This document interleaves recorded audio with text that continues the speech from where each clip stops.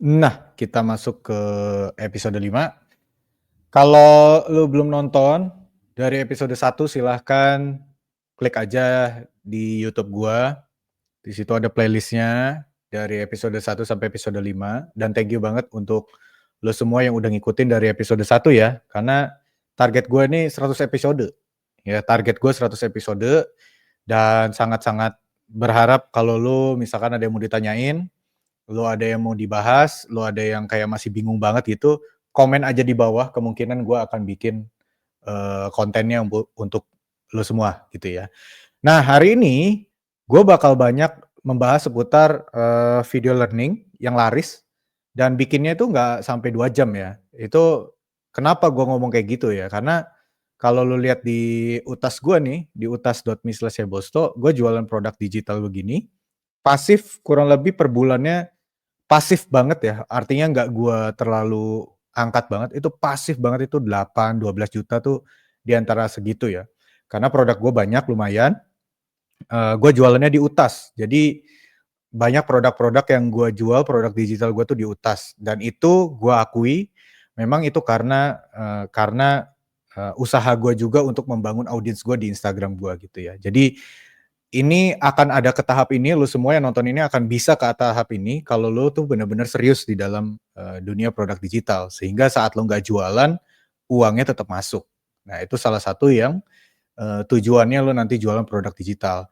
Nah, kenapa gue bilang yang bisa laris video learning atau online course itu nggak sampai 2 jam bikinnya, karena gue hampir setiap produksi begitu. Ya, yang lama tuh idenya kan. Nah, idenya itu juga nggak usah lu pikirin sekarang-sekarang gitu. Lu tinggal make ChatGPT lu ketemu idenya, gitu ya. Kurang lebih begitu. Oke, gua akan masuk ke dalam fase definisi ya, apa itu e-course, apa itu video learning, karena mungkin video learning ya lu merasa mungkin baru pertama dengar atau gimana, mungkin ya, mungkin sekali lagi mungkin, gua nggak tahu. Tapi kalau di luar negeri, di market US, Kanada itu udah udah sederhana, video learning itu biasanya lebih ke studi kasus. Nah, ini e-course ya. Jadi e-course itu guys, itu tutorial, step by step dia. Makanya videonya banyak biasanya. Itu e-course. Makanya orang kalau bikin produk digital terus bilang, "Aduh Mas Hep, gua kayaknya nggak bisa nih kalau bikin e-course, panjang bener ya," segala macam. Enggak, sebenarnya di luar e-course tuh ada yang lebih sederhana lagi, itu yang kayak gua jual di, UTAS gua nih, yang ini, itu semua video learning, bukan e-course ya. E-course tuh males banget. Gue tuh sebenarnya males kalau bikin e-course tuh panjang gitu kan.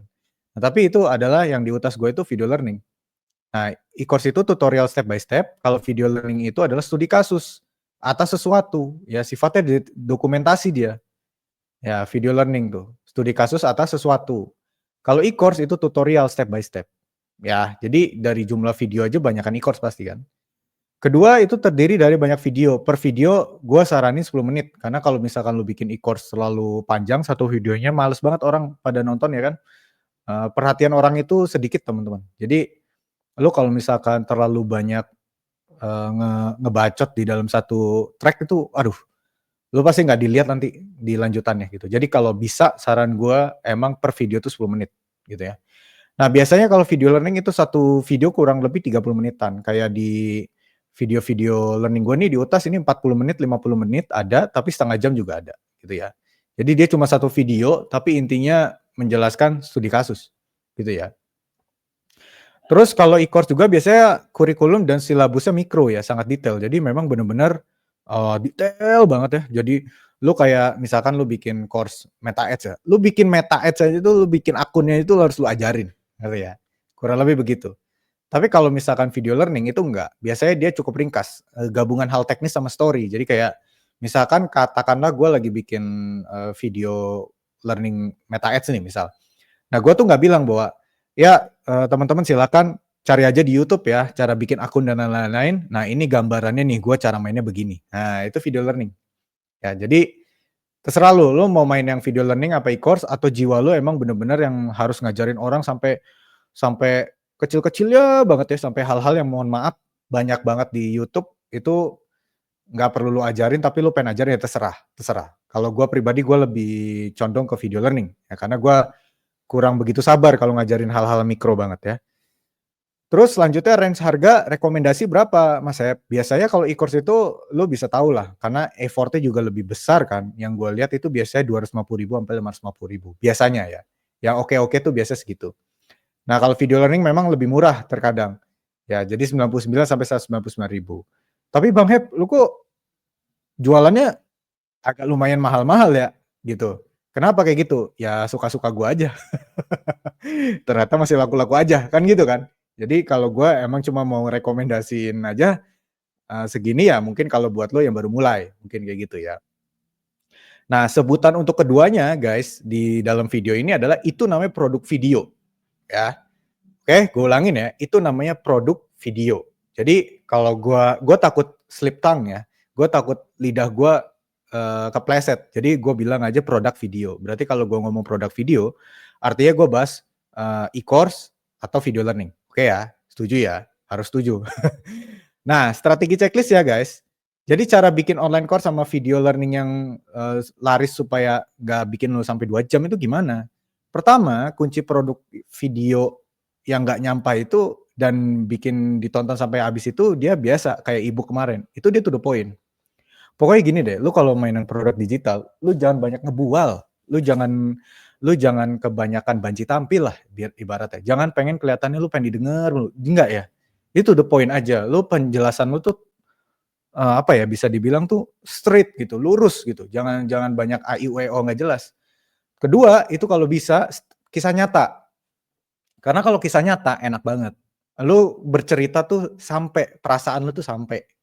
Nah, makanya ada beberapa orang bikin kelas tuh kan kayaknya, "Ini orang ngejelasin niat nggak sih?" Gitu kan. Ada yang kayak gitu kan. Nah, saran gua supaya produk lu bagus, itu kisah nyata kalau bisa.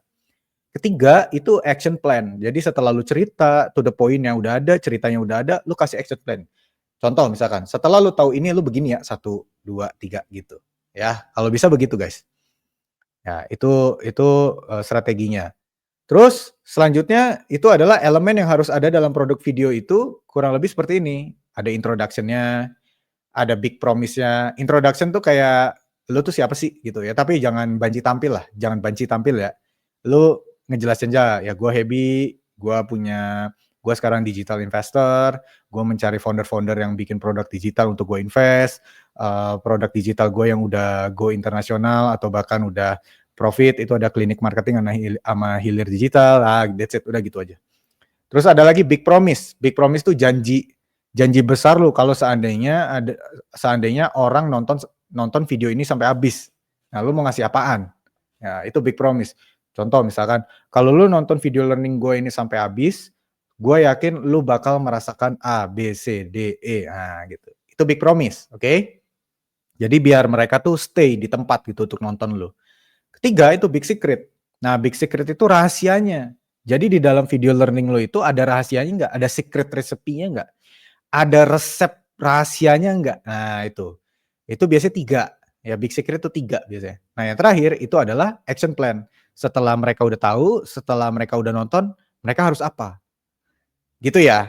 Jadi 4 elemen ini di dalam produk video harus ada. Kalau di dalam bentuk video course mungkin banyak banget. Tapi video learning tuh cepet, lo jelasinnya cepet aja sih. Gitu ya. Oke, terus yang ketiga supaya ini bisa laris ya, karena tadi mungkin lo udah 2 ini benar-benar arahnya produksi banget. Nah, ini gimana supaya lo laris? Judul kita itu first bite produk kita, guys. Jadi judul kita itu ibaratnya lo kayak beli coklat. Kayak beli coklat, lo tuh bakal ngiler atau enggak ngeliat dari kemasannya kan. Lo bakal tergerak untuk beli atau tidak, salah satunya itu dari kemasannya. Nah, produk digital itu adalah judul first bite kita itu, guys. Jadi kalau misalkan lo bikin produk digital, judul yang ngarang, judulnya asal banget atau kayak Google banget, ya susah dijualnya. Nah, ini bikin judul jangan ngasal.